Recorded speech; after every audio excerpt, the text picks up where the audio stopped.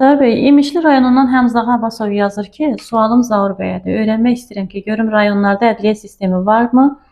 Əgər varsa onların məşğuliyyəti nədir? Çünki onlar heç bir məhkəmə qərarı icra etmirlər. Qərarlar rəflərdə tozun altında qalır. Onlar da deyirlər ki, bizim təsir etmək səlahiyyətimiz yoxdur. Bu sualdan daha çox giləydi, amma bu kimi problemlər Bu kimi problemlər təbii ki var, ola bilər, olması da normaldır. Amma bəzən vətəndaşların giləyləri haqlı olmaqla yanaşı, bəzən də haqsız ola bilir.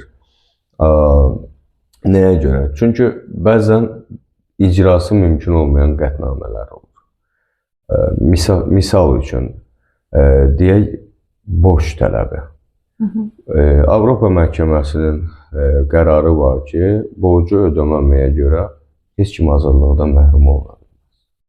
Amma eyni zamanda Azərbaycan qanunvericiliyinə görə də məhkəmənin qüvvəyə minmiş qətnaməsinin icrasından qəsdən yayınmağa görə insanlar cərimə məsuliyyəti, inzibati həbs, eyni zamanda hətta cinayət məsuliyyətinə də cəlb oluna bilər. Amma görün nədir? Borcun ödəməməsinə görə yox, qətnamənin icrasından qəsdən yayınmağa görə. Hansı halda? Qəsdən yayınmağa görə. Bir adamın bir adama 1000 manat borcu var. Könüllü icra müddəti, o da imperativ norma deyil, maksimum 10 günə qədərdir. Deyək ki, icraçı da humanistliyi göstərdi, 10 gün müddət verdi borcuya ki, bu borcu ödə. Həmin adam borcu ödəmədiyi təqdirdə icraçının məcburi icra tədbirləri vasitələrindən istifadə etmək səlahiyyəti var ki, bu, onun əmlakı varsa, əmlakına həbs qoymaq, xəraca çıxarılması, satılması, yəni əmlaka yönəltmə ola bilər. Əmək varsa və ya digər rəsmi gəlirləri varsa, onlara yönəltmə ola bilər. Eyni zamanda qabaqlayıcı tədbirlər kimi ölkədən giriş-çıxışına qadağa qoymaq və s. kimi tədbirlər ola bilər. Amma təsəvvür eləyin ki, borcunun cəmi, deyək ki, 400 manat minimum həqdə əmək haqqısı var, heç bir əmlakı yoxdur, ölkəni də tərk eləmir, zaten giriş-çıxışına da qadağa qoyulur. Və icraçı həmin borcunun əmək haqqısının və gəlirlərinin maksimum 50%-nə kimi yönəltmə eləyə bilər. İstisna hal kimi yalnız 2 hal var, bu alimentlə bağlı, bir də sağlamlığa qəsdən vurulmuş zərərlə bağlı 70%-ə qədər yönəltmə mümkündür. 400 manatın da yenə maksimumunu hesablayıram, 50%-i 200 manat edir. Borcu nə qədər idi? 1000 manat idi. Ki, bu 1000 manatda şərti dedim, 10.000 manat da ola bilərdi, 100.000 manat da ola bilərdi. Təsəvvür ayda həmin 10.000 manatı 200 manat ödətdirməyə icraçı borcludur. Yəni, icraçının bundan başqa bir yolu qalmır. Və bəzən də vətəndaşlar haqsız şəkildə icraçılardan narazılıq edirlər ki, niyə pulu ödətdirə bilmədin? Axı, icraçı onun yerinə pul ödəyəsi və yaxud da onu daha yüksək gəlirli işlə təmin eləyəsi səlahiyyətə malik deyil və yaxud da belə bir öhdəliyi, borcu yoxdur.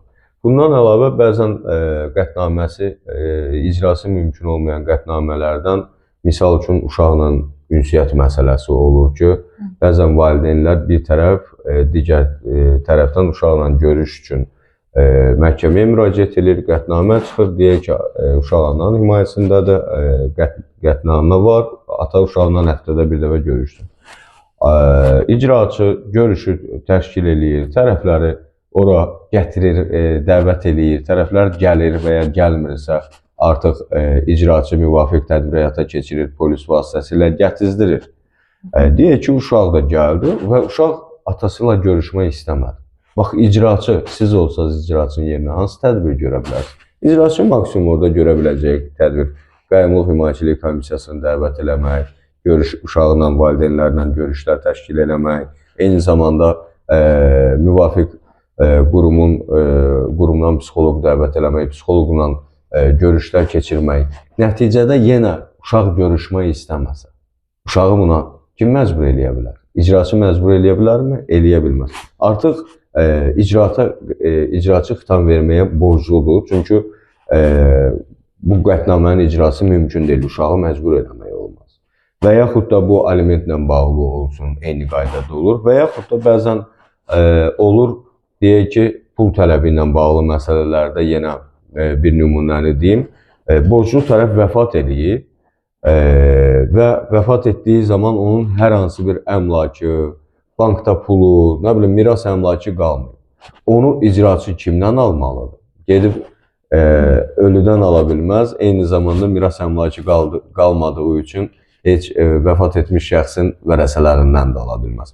Buna görə bəzən görürsən, qeyd elədiyim kimi, haqlı iradlarla yanaşı, haqsız iradlar da ola bilir. Aydındır. Bu icraçı vətəndaş çəkişmələri desəm məncə daha doğru olar. Daha çox sizin də dediyiniz kimi borc, valideyn uşaq görüşü məsələlərində, bir də aliment məsələlərində çox yaşanır. Təbii ki. Digər ikisini Amma əlavə olaraq onu qeyd edeyim ki, təbii ki, ölkənin bütün rayonlarında Ədliyyə Nazirliyinin icra şöbələri və yaxud da icra və probasiya şöbələri var ki, onlara da inzibati nəzarəti Ədliyyə Nazirliyinin icra baş idarəsi, eləcə də Ədliyyə Nazirliyi həyata keçirir. Hətta icraçının əməlində hər hansı bir qanun pozuntusu varsa, sadaladığım orqanlarla yanaşı prokurorluğa da, rayon, şəhər, eləcə də baş prokurorluğa da şikayət eləmək hüququ vətəndaşım var, saxlanılır və bu hüququndan da istifadə edə bilər.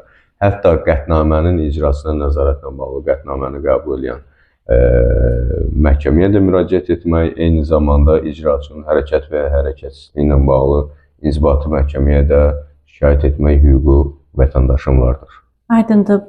Mən az öncə qeyd etdim, siz iki halda hansı addımlar atılmalıdır və yaxud da ki, icraçının edə biləcəklərini, edə bilməyəcəklərini sadaladınız. Amma aliment məsələsinə də aiddirmi bu sadaladıqlarınız?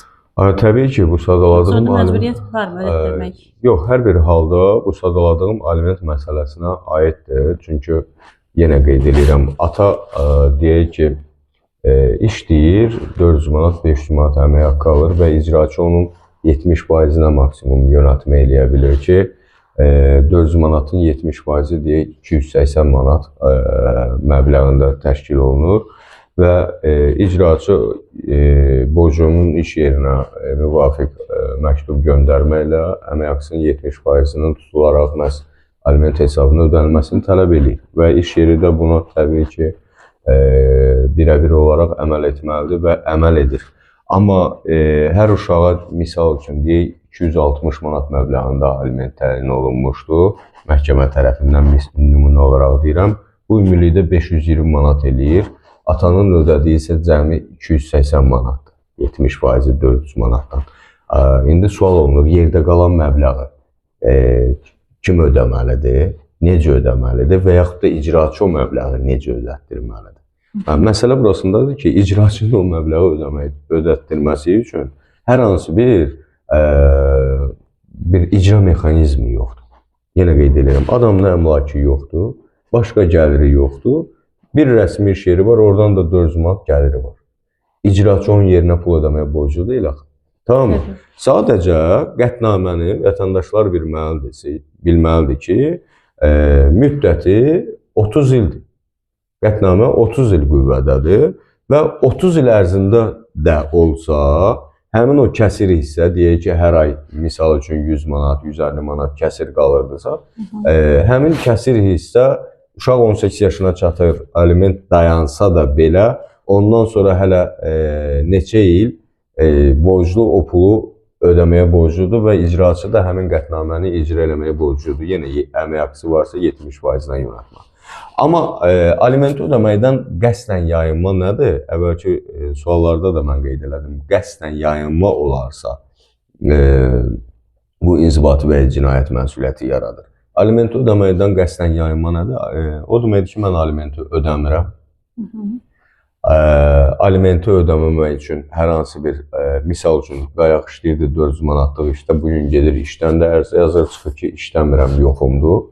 Və yaxud da gəlirlərini gizlətməyə çalışır, hər hansı bir digər vasitələrə əl atmağa çalışır ki, bu halda icraçı bunları müəyyən edir, sübutları toplayır və yaxud da əmək haqqısını az göstərir, sübutları toplayır və aidiyyəti üzrə məhkəməyə təqdimat verir və məhkəmə də artıq o sübutları qiymətləndirir, tərəfləri dinləyir, işin halları müəyyən edir.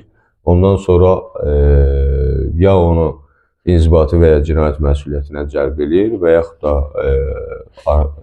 belə deyək də cəza vermədən də icraata xitam verə bilir. Niyə? Çünki bu elə hallarda az deyil. Çünki görür ki, ata həqiqətən də, nümunə misal üçün ata deyirəm, həqiqətən də səy göstərir, çalışır, iki işdə işləyir, birindən 400 manat, digərindən nə bilim bir 400 manat da əlavə qazana bilir və maksimum dərəcədə ödəyir, amma ödədiyi o aliment məbləğinə yetmir.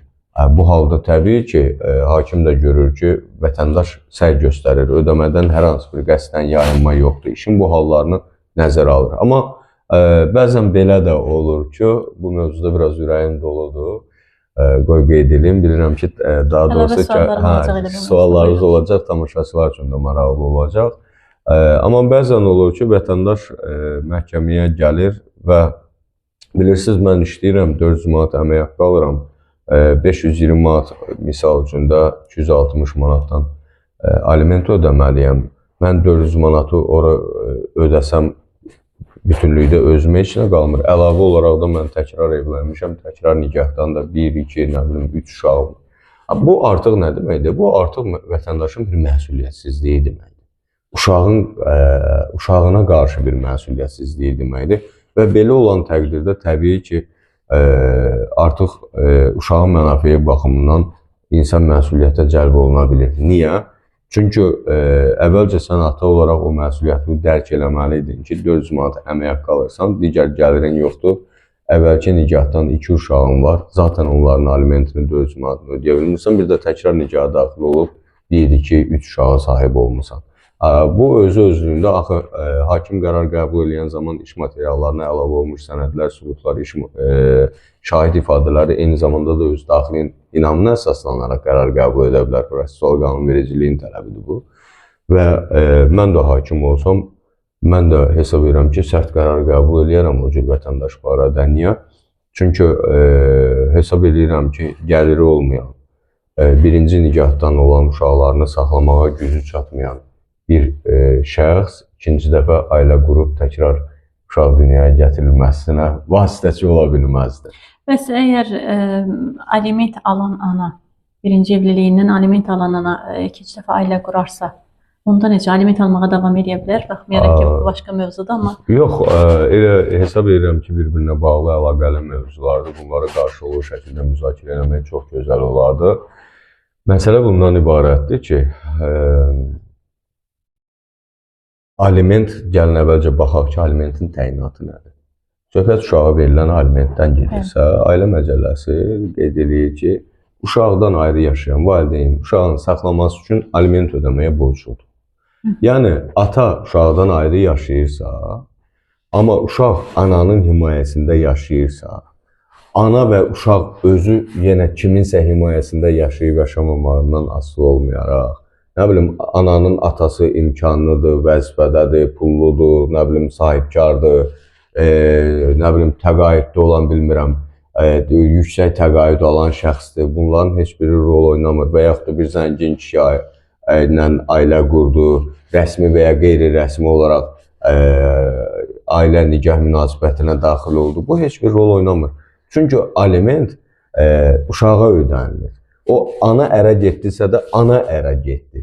Uşaq ki, kiməsə övladlığa verilmədi rəsmi olaraq. Ona görə nə qədər ki, sən uşağın atası statusundasan, anası statusundasan, ümumilikdə valideynin statusundasansa, uşaq qarşısında sənin hüquqlarınla yanaşı vəzifələrin, öhdəliklərin var ki, onları icra eləməyə borclusun. O zaman belə bir sual da yarandı məndə. Əgər ananın ailə qurduğu, ikinci dəfə ailə qurduğu şəxs o uşaqları da qəyyumluğuna götürərsə? Qəyyumluğa yox, qəyyumluq və himayəçilik ayrı-ayrı hüquqi anlayışlardır. Amma ananın ikinci dəfə ailə qurduğu şəxs, ananın birinci nikahdan olan övladlarını öz övladlığına götürərsə, artıq doğum haqqında şəhadətnamədə, şəxsiyyət vəsiqəsində, ata qrafasında artıq o ananın ikinci həyat yoldaşının adı yazılarsa, təbii ki, bu halda ata, o bioloji ata atalıq hüququnu itirmiş olur. Hüquqla yanaşı bu halda vəzifəsini də itirmiş olur. Amma nə qədər ki, uşağın atası sənsən, təbii ki, sən öz vəzifə və öhdəlikləri dərk edərək icra etməyə borclusun. Borclusun, bəli. Təşəkkür edirəm Buyurun. Müzər bəy.